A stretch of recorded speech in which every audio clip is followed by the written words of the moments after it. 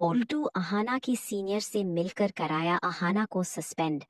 रुका दुर्गा देवी की फंडिंग। बड़े घर की छोटी बहू के आने वाले एपिसोड्स में दर्शकों को रोंगटे खड़े कर देने वाला ड्रामा देखने को मिलने वाला है, क्योंकि अहाना की ईमानदारी अब उसके लिए सबसे बड़ा कांटा बन चुकी है।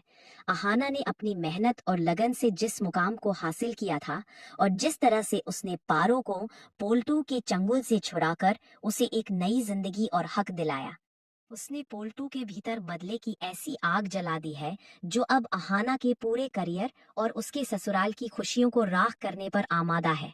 पोल्टू कोर्ट में मिली बेइज्जती और भारी जुर्माने को भूल नहीं पाया है।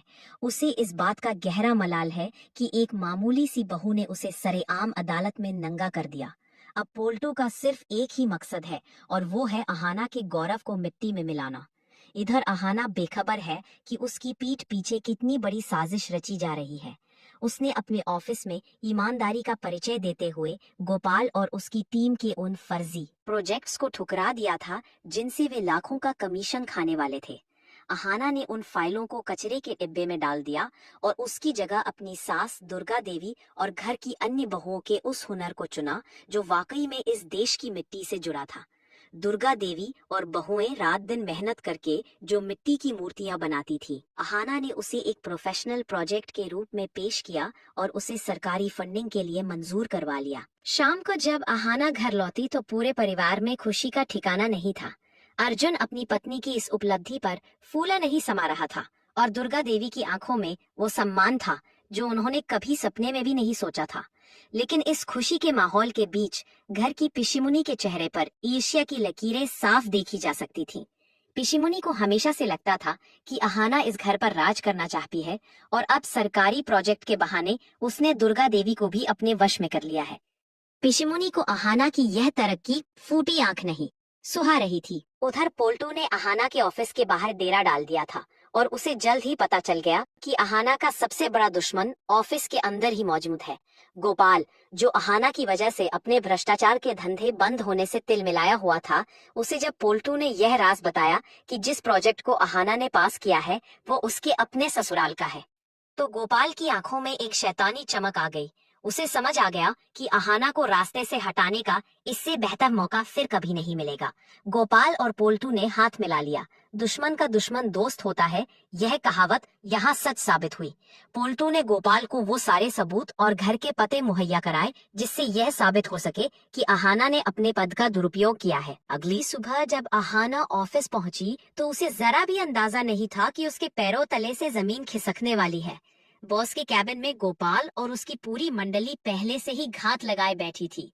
जैसे ही अहाना को अंदर बुलाया गया, बॉस का चेहरा गुस्से से लाल था। उन्होंने अहाना के सामने वो फाइलें फेंकी और कड़कती आवाज में पूछा कि क्या ये सच है कि दुर्गा देवी उसकी सास है। अहाना एक पल के लिए ठिठक गई। उसने सच स्वीकार किया, लेकिन उसने यह भी समझाने की कोशिश की कि यह फैसला उसने रिश्तों की वजह से नहीं बल्कि कला की काबिलियत की वजह से लिया है। लेकिन बॉस कुछ भी सुनने को तैयार नहीं थे। गोपाल ने आग में घी डालते हुए कहा कि सर, यह तो सिर्फ शुरुआत है। न जाने अहाना ने और कितने प्रोजेक्ट्स में अपने रिश्तेदारों को फायदा पहुंचाया होगा। बिना किसी जांच के और केवल प्राथमिक सबूतों के आधार पर बॉस ने अहाना को तत्काल प्रभाव से 7 दिनों के लिए सस्पेंड कर दिया और उस प्रोजेक्ट की फंडिंग पर भी रोक लगा दी। अहाना के लिए यह किसी गहरे सदमे से कम नहीं था। उसकी ईमानदारी पर जो दाग लगा था उसने उसे अंदर तक तोड़ दिया। उसे ऑफिस से बाहर जाते हुए गोपाल की वो कुटिल मुस्कान चुभ रही थी। इधर घर में जश्न की तैयारियां जोर शोर से चल रही थीं। अर्जुन ने अहाना के स्वागत के लिए पूरा घर फूलों से सजाया था। दुर्गा देवी ने अपने हाथों से अहाना की पसंद का खाना बनाया था। लेकिन जैसे ही अहाना घर की दहलीज पर पहुंची, उसका उतरा हुआ चेहरा देखकर सबकी सिट्टी पिट्टी गुम गई। पिशमुनी ने ताना मारते हुए पूछा कि क्या हुआ छोटी बहू, सरकार ने पैसे देने से मना कर दिया क्या।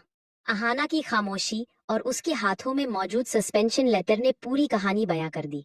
जब अहाना ने रोते हुए सबको बताया कि उस पर भ्रष्टाचार का आरोप लगा है और उसे सस्पेंड कर दिया गया है, तो घर में सन्नाटा पसर गया।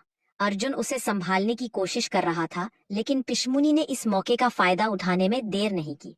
उसने दुर्गा देवी के कान भरने शुरू कर दिए कि अहाना ने जानबूझकर घर की औरतों को मोहरा बनाया ताकि वो खुद ऑफिस में बड़ी बन सके, और अब उसकी वजह से पूरे खानदान की बदनामी हो रही है। पिशमुनी की बातें सुनकर दुर्गा देवी के मन में भी संदेह का बीज पनपने लगा। उन्हें लगा कि शायद अहाना ने वाकई में अति उत्साह में आकर नियमों का उल्लंघन किया है। पोल्टू यही नहीं रुका, वह पिशमुनी के साथ मिलकर अब अहाना को घर से बाहर निकालने की योजना बना रहा है। पोल्टू जानता है कि जब तक अहाना इस घर में है, वह पारो को वापस हासिल नहीं कर पाएगा। उसने पिशमुनी को फोन करके बताया कि उसने अहाना का करियर तो खत्म कर दिया है, अब बारी उसके रिश्तों को खत्म करने की है। पिशमुनी ने घर में यह बात फैलानी शुरू कर दी कि अहाना की वजह से अब पुलिस घर आ सकती है और जांच के नाम पर सबकी इज्जत नीलाम होगी। घर की बाकी बहुएं जो पहले अहाना की तारीफ कर रही थीं, अब डर के मारे उसके खिलाफ होने लगी। अहाना खुद को अपने कमरे में बंद कर चुकी थी। उसे समझ नहीं आ रहा था कि अपनी बेगुनाही कैसे साबित करे। उसके पास कोई ऐसा सबूत नहीं था जिससे वो यह दिखा सके कि दुर्गा देवी का प्रोजेक्ट वाकई में सबसे बेहतर था। अर्जुन हालांकि अहाना के साथ खड़ा था, लेकिन जब बॉस ने खुद फोन करके अर्जुन को अहाना की करतूतों के बारे में बताया, तो अर्जुन का विश्वास भी थोड़ा डगमगाने लगा। रात के अंधेरे में पोल्टू और गोपाल एक बार फिर मिले। उन्होंने तय किया कि 7 दिनों के भीतर वे अहाना के खिलाफ कुछ ऐसे फर्जी गवाह तैयार करेंगे जो यह कहेंगे कि अहाना ने उनसे रिश्वत मांगी थी।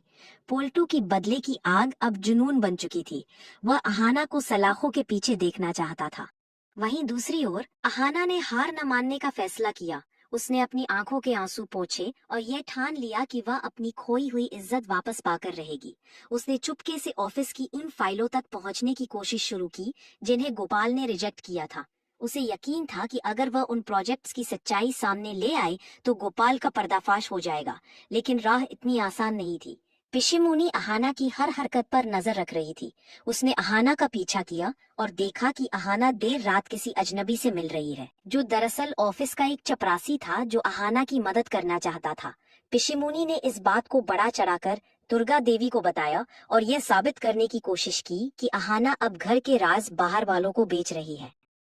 अगले कुछ दिन बड़े घर की छोटी बहू के लिए अग्नि परीक्षा के समान होने वाले हैं।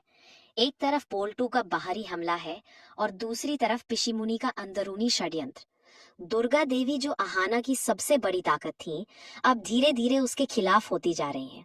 फंडिंग रुक जाने से उन गरीब कारीगरों का काम भी रुक गया है जिन्हें अहाना ने बड़े सपने दिखाए थे। वे कारीगर अब अहाना के घर के बाहर प्रदर्शन करने लगे हैं, जिससे घर की बदनामी और बढ़ गई है। पिशिमुनी ने इन कारीगरों को भी पोल्टू के कहने पर उकसाया है। अहाना इस चक्रव्यूह में अकेली फंस गई है। उसे न केवल अपनी नौकरी बचानी है, बल्कि अपनी सास का वो सपना भी पूरा करना है जो उसने मिट्टी की मूर्तियों के जरिए देखा था। पोल्टू की आंखों में बदले की जो चमक है, क्या अहाना उसे अपनी सच्चाई की रोशनी से बुझा पाएगी? क्या अर्जुन अपनी पत्नी पर दोबारा भरोसा कर पाएगा, या पिशिमुनी का जहर इस रिश्ते को हमेशा के लिए खत्म कर देगा? कहानी अब उस मोड़ पर है जहां हर कदम पर एक नया खतरा है।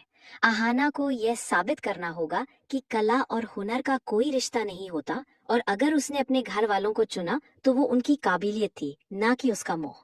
लेकिन जब दुश्मन इतने ताकतवर हों और घर के लोग ही अपनों के खून के प्यासे हो जाएं, तो जीत की उम्मीद धुंधली पड़ जाती है। आने वाले समय में यह देखना दिलचस्प होगा कि क्या अहाना गोपाल और पोल्टू के इस नापाक गठबंधन को तोड़ पाती है, या फिर बड़े घर की ये छोटी बहू हमेशा के लिए बदनामी के अंधेरे में खो जाती है। पिशिमुनी का अगला वार और भी घातक होने वाला है, क्योंकि उसने अब दुर्गा देवी को घर की चाबियां अहाना से वापस लेने के लिए उकसा दिया है। अहाना के लिए अब यह सिर्फ एक नौकरी की लड़ाई नहीं, बल्कि अपने वजूद और सम्मान की लड़ाई बन चुकी है। मिट्टी की वो मूर्तियां जो खुशियों की सौगात लाने वाली थी, अब अहाना की बेगुनाही की एकमात्र गवाह बची हैं। क्या वो मूर्तियां बोल पाएंगी? क्या कुदरत अहाना का साथ देगी, या फिर साजिशों का यह जाल अहाना को निगल जाएगा? ड्रामा अभी बाकी है। आज के एपिसोड में बस इतना ही। कमेंट में बताइए ये स्टोरी कैसा लगा।